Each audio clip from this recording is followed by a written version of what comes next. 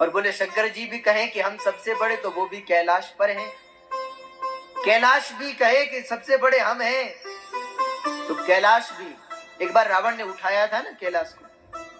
कहते एक बार रावण जो है वो शंकर जी से मिलने के लिए आया, और शंकर जी और पार्वती जी तो सत्संग कर रहे थे, शंकर जी कथा सुना रहे थे, पार्वती जी कथा सुन रही थी, कि अचानक क्या देखते हैं कि कैलाश कांप रहा है, सारा कैलाश हिल रहा है। तो पार्वती जी ने कहा कि महाराज ये कैलाश हिल क्यों रहा है? शंकर जी बोले हमारा शिष्य आया है।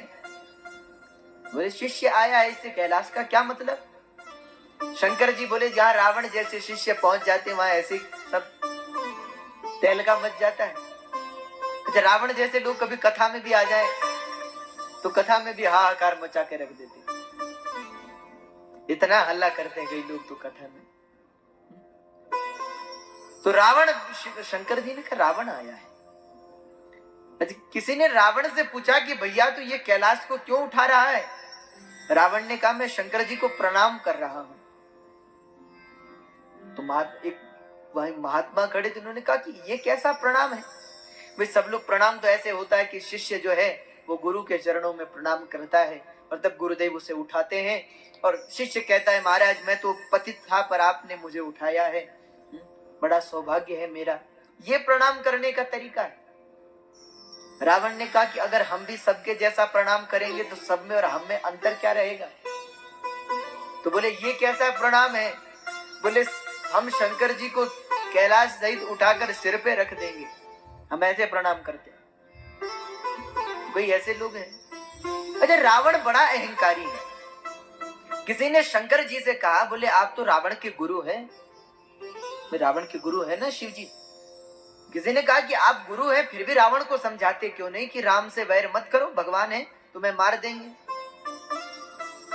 शंकर जी ने कहा, बोले जो रावण को समझाने जाते हैं वो खुद ही नहीं समझते कि रावण समझने वालों में से नहीं है। किसी ने कहा महाराज वो तो ठीक है, फिर भी गुरुदेव का कर्तव्य है कि वो एक बार तो समझाए, तो आप समझाने क्यों नहीं जाते?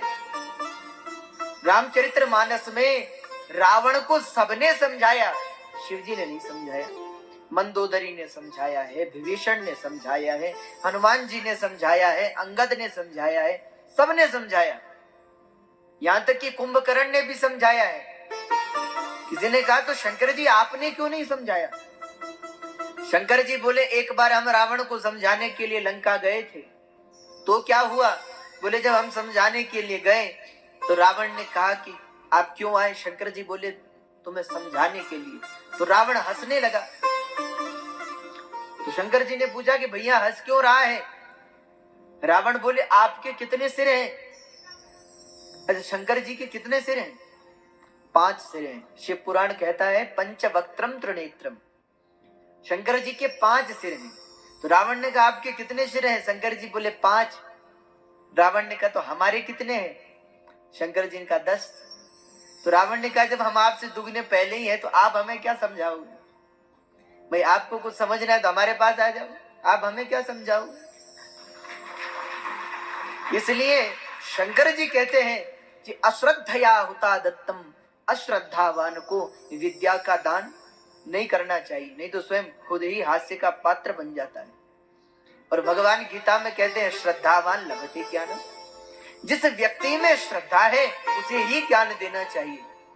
अच्छा, कभी आप कहीं ज्ञान लेने जाओ, किसी से कुछ पूछने जाओ, तो कई लोगों का तरीका बड़ा विचित्र होता है। कई लोग महाराज हमें कुछ पूछना है, जरा ऐसा बताइए इसका क्या उत्तर है। ये कोई तरीका थोड़े है पूछने का। भगवान कृष्ण गीता में कहते हैं कभी किसी से प्रश्न करना हो, कुछ पूछना हो तो कैसे पूछें? बोले तद विद्धि प्रणिपातेन परिप्रश्नेन सेवया, पहले प्रणाम करें, उसकी सेवा करें, जब वो संतुष्ट हो जाए तब उससे पूछें। इसलिए अगर कैलाश भी कहे कि मैं बड़ा तो रावण की भुजा से क्यों खलबला, और अगर रावण भी कहे कि मैं बड़ा तो बाली के बगल में क्यों दबा? 6 महीने तक बाली ने बगल में दबा कर रखा रावण को। और बाली भी कहे कि मैं बड़ा तो श्री राम के चरणों में क्यों पड़ा? अंतकाल में बाली भी राम जी के चरणों में पड़ा है।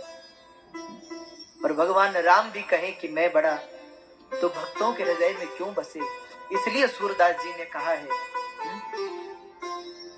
एक बार सूरदास जी के सामने भगवान प्रकट हुए।